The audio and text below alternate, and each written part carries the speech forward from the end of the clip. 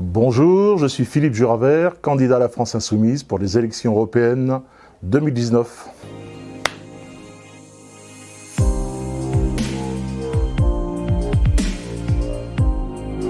Salut Philippe, alors Bonjour Flore. parle-nous un peu de toi.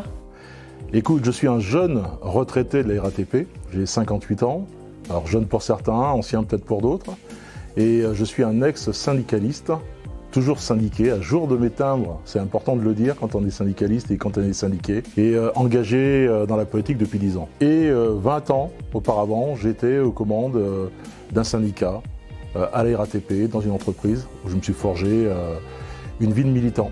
Tu faisais quoi à la RATP? Alors, j'ai fait plusieurs métiers de base, commercial et également conducteur de train. J'ai été plus de 17 ans conducteur de RER, sur la ligne B du RER qui faisait tant parler d'elle jusqu'en 2012, au moment où on m'a dit tu vas prendre la porte, tu vas aller faire une autre vie. Alors dis-moi, c'est quoi exactement une journée de travailleur et syndicaliste? Alors j'avais cette particularité, c'est que j'ai été un syndicaliste, je n'ai jamais été un permanent syndicaliste. C'est-à-dire j'ai conservé mon outil de travail, j'ai travaillé. Et faire les deux, c'était quelque chose de très compliqué mais très riche. J'étais en contact permanent avec les salariés. Alors c'est quoi? Eh bien, quand on est conducteur de train et qu'on travaille le matin, par exemple, c'est se lever à 3h30 le matin pour être à 4h30 à son terminus, préparer son train, puis ensuite sa journée de travail qui finit vers 11h le matin. 11h le matin, eh bien, on se fait une pause soi-même et c'est à partir de ce moment-là qu'on entame sa vie de militant.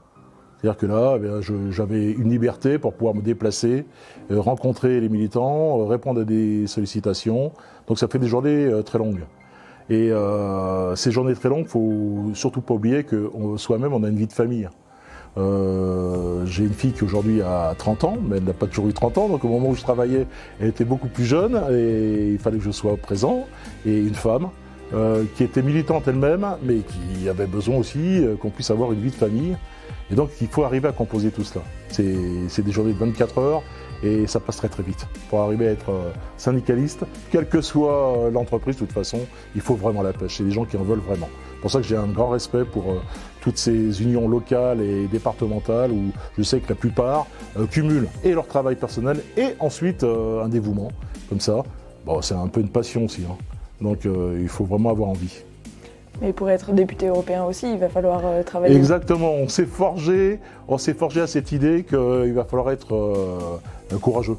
Mais on a des exemples pour ça. On a nos députés à l'Assemblée qui aujourd'hui nous montrent un petit peu le chemin. Ce qui peut se perdre, c'est la vie autour de soi. C'est-à-dire qu'on peut très bien avoir un conjoint, une femme, qui puisse être lassé de ça.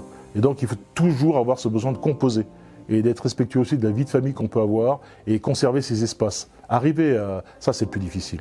Y compris quand on est député européen, on donne beaucoup de soi, on nous a déjà prévenus, et il va falloir penser aussi, malgré tout, à ces espaces, à pouvoir les respecter et garder un équilibre. Mais en même temps, ça ne change pas beaucoup de ce que je fais actuellement. Quand je m'occupe dans l'espace lutte sociale, je suis parti pratiquement une journée sur deux. Donc c'est une grosse contrainte déjà. Hein. Il faut accepter de l'assumer, ça, hein, sur toute la France. Alors tu fais quoi exactement dans l'espace lutte sociale? Dans l'espace lutte sociale, on répond aux sollicitations des entreprises dans toute la France qui sont en lutte. On essaie de décerner celles qui peuvent vraiment, celles à qui on peut vraiment apporter le plus d'intérêt politique. Et à partir de là, on essaie de s'enrichir un petit peu de ces expériences, de ces luttes, et de voir comment on peut les lier d'un point de la France à un autre point de la France. Et tu es candidat pour la France Insoumise aux élections européennes de 2019. Oui. En quoi est-ce que tu penses que tu pourrais être un député européen utile?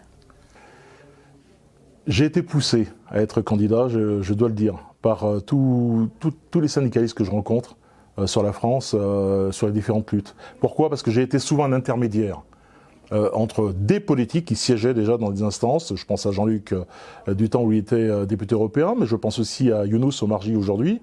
J'ai été bien sollicité par eux pour des raisons, pour des questions concrètes. Et à un moment donné, ces mêmes syndicalistes m'ont dit « Mais écoute, Philippe, il serait peut-être temps que toi aussi tu franchisses ce pas et qu'on puisse casser les intermédiaires. » Et donc là, actuellement, évidemment, j'ai des tas d'interlocuteurs et ça me permettrait très rapidement de pouvoir aller au cœur des sujets et d'illustrer par des exemples concrets tout ce qu'on apporte aujourd'hui au niveau des débats européens.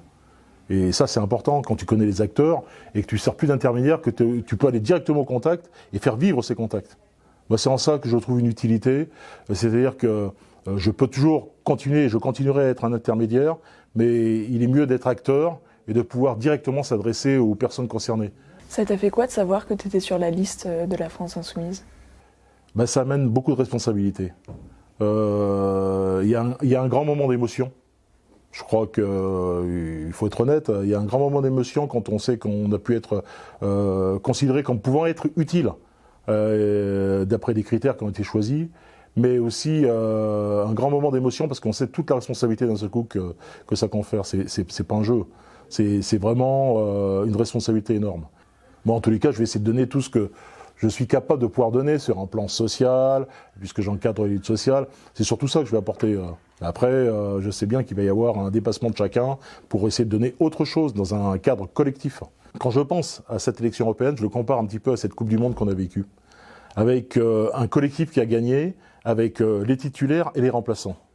Les remplaçants, ben, ils sont très larges, hein, on voit, cette liste 70, et puis ceux qui seront élus. Bon, on va essayer de faire en sorte que ce soit le champ le plus large possible. Mais bon, on est conscient que ça va être très très très compliqué. Donc il faut vraiment que ce soit un travail collectif et que tout le collectif le ressente. D'accord, bah, bon courage pour la campagne. Merci beaucoup, Fleur. À plus tard peut-être. Merci et à bientôt à tous.